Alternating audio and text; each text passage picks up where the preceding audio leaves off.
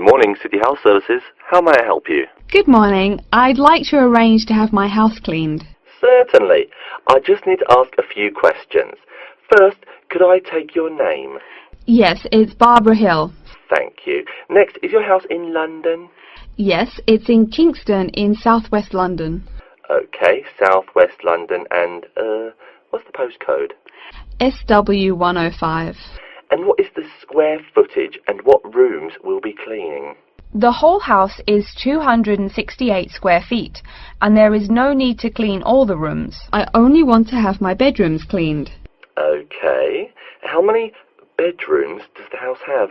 3 bedrooms. Oh no, sorry, we used to have 3 bedrooms, but we only have 2 bedrooms now. Are those single bedrooms or doubles? Doubles. Fine, 2 doubles. There's one more room which needs cleaning. It was used as a bedroom before, and now we have converted it into an office. I understand. 3 rooms have got to be cleaned. And are all of those rooms upstairs? Yes. Then downstairs we have a kitchen diner, conservatory and lounge. The kitchen diner is quite large and has the usual equipment: cooker with oven, refrigerator, cupboards and worktops. The conservatory has a lot of plants, but there's no need to take care of them. The lounge has a leather 3-piece suite and a large coffee table. Thank you. And do you keep any pets? Yeah, I really love keeping them. I've got 2 dogs and 3 cats. Okay, then if our staff come over to offer the service, please take your pets away. Have you looked at our service packages? Yes, I have one in front of me. Excellent. Any extra services you need? Switching bed linen, work in the garden, clean the glass in the conservatory, that kind of thing? No. Actually, replacing the bed linen, yeah, that would be good. No problem. I'll just make a note of that. How about curtains, mats and carpets? What would you like us to do with those items? The curtains. I'll have to think about that. I think we should have the carpets cleaned really well every quarter. Mats can just be done with the laundry. Of course. How about clothes?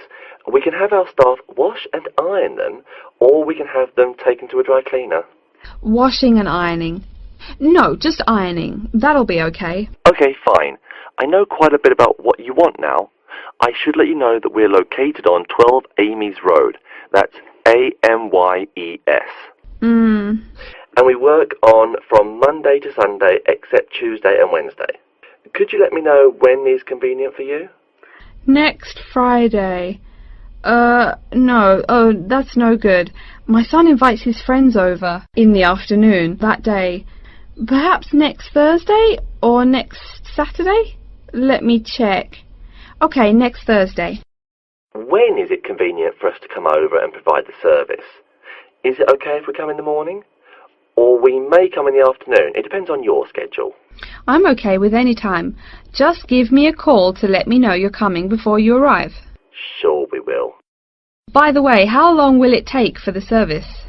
We usually work 1 to 3 hours for house cleaning, and the work will take 3 hours at most. And of course, if it takes more than 3 hours, you should pay extra for it. Fine. So, let me just do some calculations.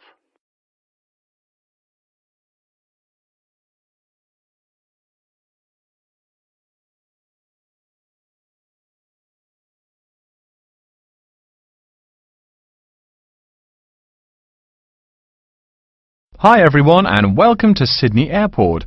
Today I'll be giving you the inside information on the day-to-day operations of the Australian quarantine service here. We hope to provide you with a better understanding of why such heavy security regulations are necessary by educating you on how we operate and why we do the things we do. We're not here to try to persuade you to fly through Sydney Airport, though we hope you'll find your experience relatively stress-free and comfortable. First things first, our personnel. Can anyone guess how many people work at Sydney Airport? We have 200 alone working in Terminal 2. So can you guess how many in the whole airport? I heard someone say 360. That's getting closer. What? Did someone say 2,000? That's way too high. Sydney Airport actually employs 440 people. A lot, right? and about half of those employees work in security-related matters. Moving on to our not-so-human employees, let's come and see our favourite pooch, Milton. Milton is our best drug-sniffing dog on the force. He's friendly to most people. You can even come pet him at the end of our tour. Burnouts, beware though, he'll find everything. Notice that even though there are so many of us around him, Milton stays quite calm. This is the precise reason he was chosen for the job. Dogs that are chosen are not predisposed to sniff out different narcotics. That's something we teach them already. So here's a part of the airport most people never notice, the cargo transport terminal. This is where packages are shipped to and from. Normally we ship around 4,400 packages per month. In this airport alone, over 52,000 packages were shipped in and out over the past year. We ship to and from 170 different countries. Not bad, eh? Probably it will go up to over 72,000 packages this year. And despite over 100 flights in and out of here daily, the number of lost or delayed packages is impressively low. If you send your package through here, rest assured we'll get it where it's going. Let's move on to the area most of us are familiar with, the passenger terminals. In order to be allowed into this area, you must pass through security with your ticket and, if you're travelling internationally, your passport. If you're travelling domestically, you just need a legal form of ID. If you don't have those, you will not be allowed to pass through security and board your flight. During the security scan, your carry-on items will be checked for dangerous items such as weapons, sharp objects and liquids that exceed our specified limit. If you attempt to pass any of the prohibited items on this list posted at the entrance, you are still allowed to board the plane, but you'll be given a warning and your item will be confiscated. Don't worry, we will not arrest you for having too much shampoo in your bag or anything like that. We also search your carry-ons and parcels for any perishable items. We prohibit the transportation of local vegetation and prohibit parcels containing any insects in them. You may or may not have learnt about this in biology class, but when some plants are introduced to a new environment, they spread wildly and wipe out the current species around it.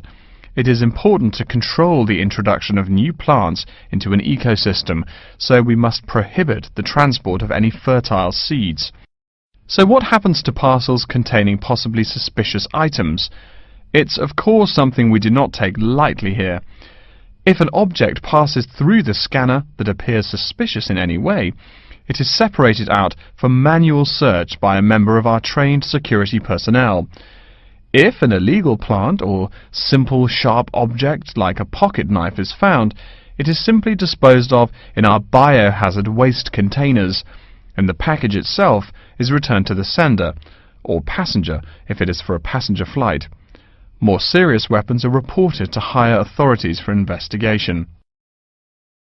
As far as parcel security, the material of the parcel is important. For shipped goods, the most common material used and the most widely accepted is paper.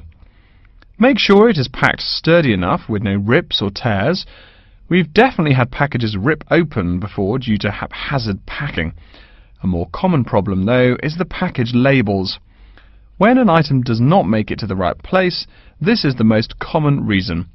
The label may not be in the right place or marked clearly enough. If you're receiving any items from abroad that must be declared, please remember our guidelines in order to ensure the timely delivery of your item. Make sure it is packed correctly, and we ask that you notify customs between 2 and 10 days within the item's scheduled arrival date. OK, before we move on, are there any questions?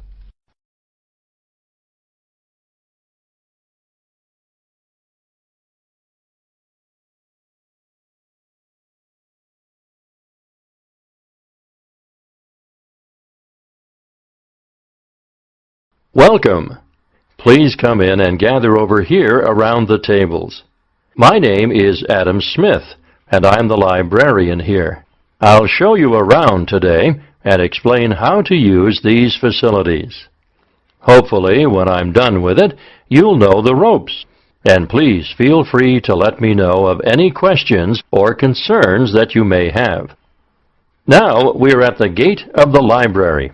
Upon entering into the door, you'll find that the restrooms are on your left-hand side, and opposite them is a photocopy room. Many of you are wondering about the check-in and check-out process. What you have to do is go to the circulation desk, which is to the east of the photocopy room. The reading room is a really large area in the center of the library, just to the north of the circulation desk. I'm sure you won't miss it. If you're here to do research, this is where you should bring books to look through. However, if you're here to do any group projects or other interactive activities, I advise you to use one of the study rooms, which are just to the east of the reading room. Moving on to the southeast corner, we have the periodicals section, just next to the study rooms. We have a collection of different newspapers and magazines in this section. You can get last week's weather reports or all the top stories 5 years ago. Our periodicals can be traced back 20 years to the time when our school library was built. Our first question. Yes. Can we check out magazines from the library? I'm sorry, but you cannot take any periodicals out of the library. You're welcome to read them for as long as you want while you're here, but you cannot check them out. I wonder if there is any place where we can get some food in the library.